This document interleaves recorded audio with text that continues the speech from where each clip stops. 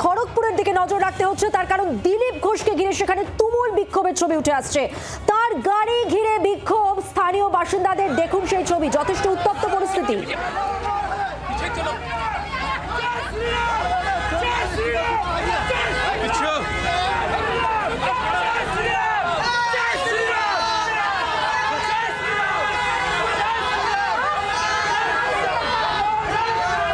গাড়ি ভাঙচুরের চেষ্টা, বিক্ষোভের মাঝে শোনা যায় জয় বাংলা ও পাল্টা জয় শ্রীরাম স্লোগান।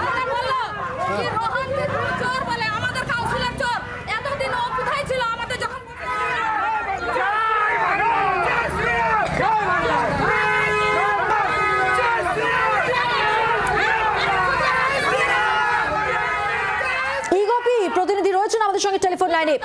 গোপী, এলাকার বাসিন্দারা দিলীপ ঘোষের গাড়ি ঘিরে বিক্ষোভ দেখাচ্ছেন, সেই ছবি তো আমরা দেখতেই পাচ্ছি, কিন্তু কি বলছেন তারা? তারা মূলত কি অভিযোগ করছেন?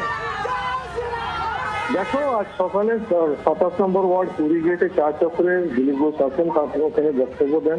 বক্তব্য শেষ করে যখন বাড়ি পৌঁছে উনি চলে যাওয়ার চেষ্টা করছিলেন, তখনই তার গাড়ির সামনে গিয়ে বিক্ষোভ দেখান স্থানীয় বাসিন্দারা।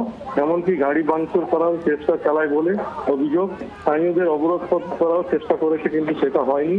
শুধু দিলীপ ঘোষই নয়, তার সঙ্গে থাকা বিজেপি কর্মী সমর্থকের বিরুদ্ধে ক্ষোভ উগরে দেন এলাকাবাসী। বিক্ষোভের মাঝে শোনা যায় জয় বাংলা ও জয় শ্রীরাম স্লোগান, ফলে পরিস্থিতি আরো উত্তপ্ত হয়ে ওঠে। এলাকাবাসীদের অভিযোগ, গত 4 মাস আগে এখানে রেল পক্ষ থেকে একটা নোটিশ দেওয়া হলো, এখানে বস্তি উচ্ছেদ করা হবে। সেই সময় বিজেপি লোককে কাছে পায়নি তারা। সেই কথা জিজ্ঞেস করতে গেলে দিলীপ ঘোষ কোনো কথা বলেনি, সেই কারণে ওরা ক্ষোভ উগড়ে দিয়েছেন। তাদের বক্তব্য একটাই, আমাদের সমস্যার সময় তৃণমূলকে কাছে পেয়েছি, তৃণমূল সংস্থাকে কাছে পেয়েছি, কিন্তু ভোটের সময় বিজেপি লোককে দেখা যায়, এই সময় আমরা ওনার কথা শুনবো না। যে ঘটনা ঘটেছে, যে সমস্যায় আমরা ছিলাম, সমস্যার সমাধান করতে আসেনি কেন, আজকে বক্তব্য দিতে আসলে হবে, সে নিয়ে ওরা ক্ষোভ বোঝা গেছে। কবি, একটা বিষয় জানতে চাইবো, দিলীপ ঘোষ তিনি কি বলছেন? কোনো প্রতিক্রিয়া মিলেনি, যেহেতু পরিস্থিতি পুরো উত্তপ্ত ছিল, এলাকা থেকে উনি বেরিয়ে যান এই ঘটনাস্থল থেকে, সেই কারণে ওনার সঙ্গে কথা বলা সময় হয়নি। ধন্যবাদ।